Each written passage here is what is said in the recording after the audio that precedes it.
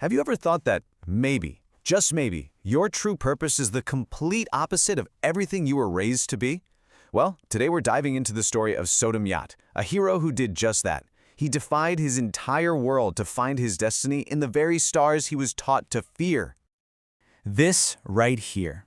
This single idea is the key to everything we're about to unpack. It's a story about breaking free from the script you're handed at birth and writing a brand new one for yourself.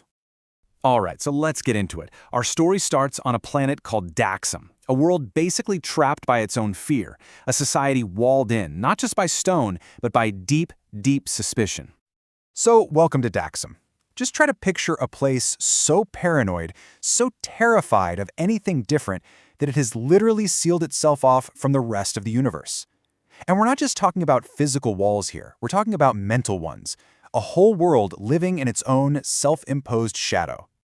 In this culture, being great had nothing to do with exploring or connecting with others. Nope, it was all about how high your walls were and how much you distrusted the outside world. Kids there were taught that the stars, the very things that inspire wonder in the rest of us, were things to be absolutely terrified of. And this is the core of the whole conflict, isn't it? You have an entire civilization looking inward, just obsessed with building walls. But then you've got this one kid, Sodam Yat, and he's looking up. He's dreaming of space. He's desperately trying to find some kind of light in a home that's just draped in this suffocating silence. You know, a dreamer in a closed-off world is bound to smash up against its walls eventually. And for Sodam, a single random event was about to shatter his whole reality and, well, set him on his true path. So an alien named Tesog crash lands on the planet. To everybody else, he's a monster, an invader, something to be feared. But Sodam, he looks at this alien and sees something totally different. He sees a reflection of his own crushing loneliness. So in secret, he starts fixing the stranger's ship, a massive act of defiance against his entire culture. And through this forbidden friendship, it all just clicks for Sodam. He gets it. Being a hero isn't about being strong or powerful. It starts with a choice you make on the inside. The choice to reject the hate you've been fed your whole life. To realize that the other is just a stranger whose story you haven't taken the time to hear yet. But this act of kindness ends in absolute tragedy.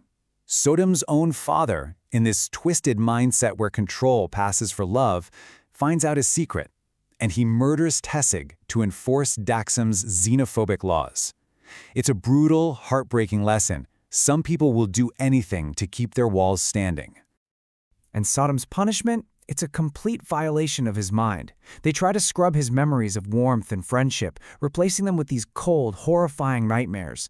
For years, he's just a hollowed-out shell, his spirit completely crushed, forced to forget the only person who ever really got him.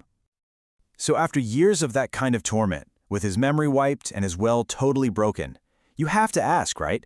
How does a lie that deep, that all-consuming, ever actually die? The lie dies when it slams headfirst into the truth.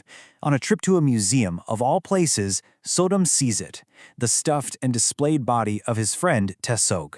And in that one agonizing moment, the propaganda just shatters. It proves that lies can't survive when your own eyes see the truth. The mental chains just snap, and it all comes rushing back.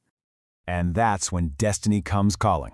A Green Lantern ring, the symbol of the greatest willpower in the universe, doesn't go looking for some famous warrior or a noble king.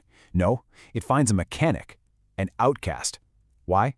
Because he had already won the hardest battle there is, the fight against the expectations of his own bloodline.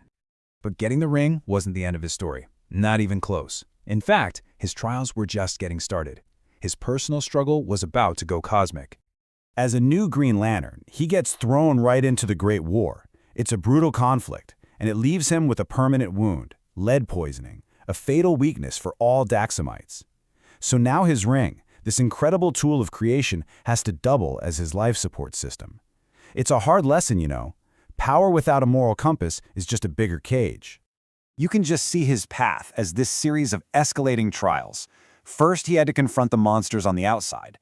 Then he had to battle this permanent wound on the inside.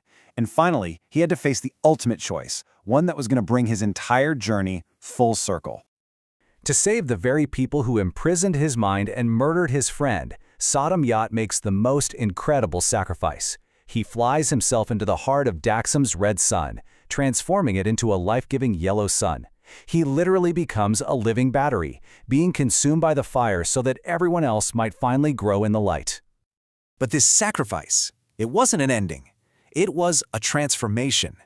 It was the final step in fulfilling a cosmic prophecy and the ultimate, perfect expression of his inverse purpose. He becomes the host for Ion, the living embodiment of willpower itself. His Daxamite body becomes a furnace for this infinite green flame. He's no longer just a man running from a shadowed world. He's a god who still remembers what the dust of Daxam tastes like. But what does it even mean to become a god? His new battle is all internal now, just trying to hold on to his identity, to Sodam Yat, the dreamer, the mechanic, while wielding the power of a deity. Well, it's a constant, almost impossible struggle. I mean, look at this. The symmetry of his journey is just perfect. He came from a people who feared the sun. He became their son. His world hated the stranger. He sacrificed himself for them all. He was born and raised in shadows, but chose to become the light. His purpose really was the perfect inverse of his origin. The story of the torchbearer is just so powerful. It makes you think, maybe our true purpose isn't something we find just for ourselves. Maybe it's something we have to become for other people, especially for those still stuck in the same darkness that we managed to escape.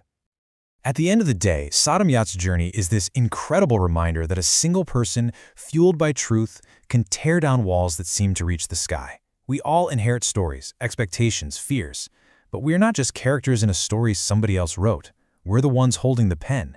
We get to write our own ending. So that leaves us with one final thought to chew on.